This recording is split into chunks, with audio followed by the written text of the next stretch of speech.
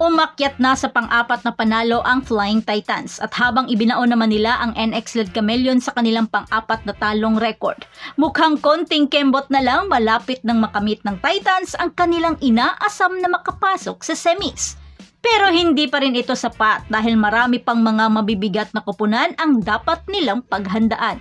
Ang tanong, si Coach Dante alinsunurin na kaya ang makakapagpapasok muli sa Chocomucho sa semifinals? Ano sa palagay mo? Pero bago pa man ang lahat, huwag mo namang kalimutang mag-subscribe at i-spike ang notification bell para lagi kang updated sa mga volleyball ganap.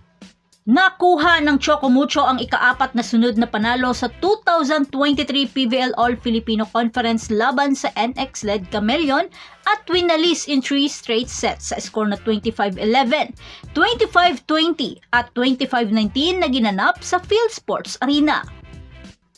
Pinamukha naman ni Wong sa kanyang mga masugid na mga bashers na kaya niyang itawid ang Flying Titans hanggang dulo at nakapagtala ng 20 excellent sets sa larong ito dahilan upang hiranging player of the game. At hanggang ngayon, ang Flying Titans ay may 4 na napanalo at may 1 talong record. At hindi na bumaba ng 1 set sa kanilang unang 4 na panalo mula nang matalo sila sa kanilang conference opener na sister club team na Creamline Cool Smashers. Kaya sa first set ng bakbakan, kinuha na agad ng Chocomucho ang momentum at tinambakan ang Chameleon sa 14 points na kalamangan.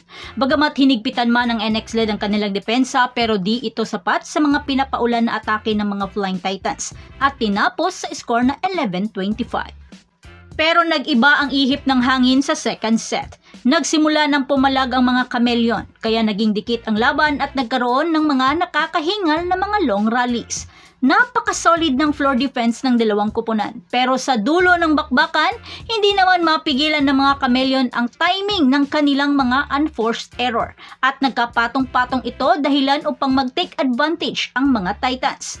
Pero Joe Maraguinot, hindi pa rin nawawalan ng pag-asa at pilit hinahabol ang score. Pero di pa rin ito sapat upang pantayan ang mga klase-klaseng atake ng mga Flying Titans hanggang tinapos na ni Madayag sa isang quick attack from a back set of Dina Wong. Sa third set, ayaw pa rin paawat ang NX-led sa kanilang errors, lalong-lalo na sa service department. Pero gayon pa man, pinilit pa rin nila na makalamang lalo na si Queen Judith Abil. Habang si Joe Maraguinot ay kayod kalabaw sa floor defense at first ball upang mapanatiling buhay ang bola.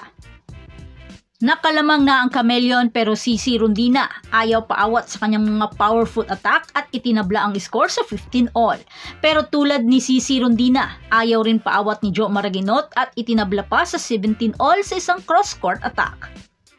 Pero talagang service error pa rin ng NX-led ang nagpapataob sa kanila at hindi maipasok-pasok. Hanggang sa pinaulanan sila ni Isa Molde ng 3 sunod-sunod na off-the-block hit sa score na 19-22.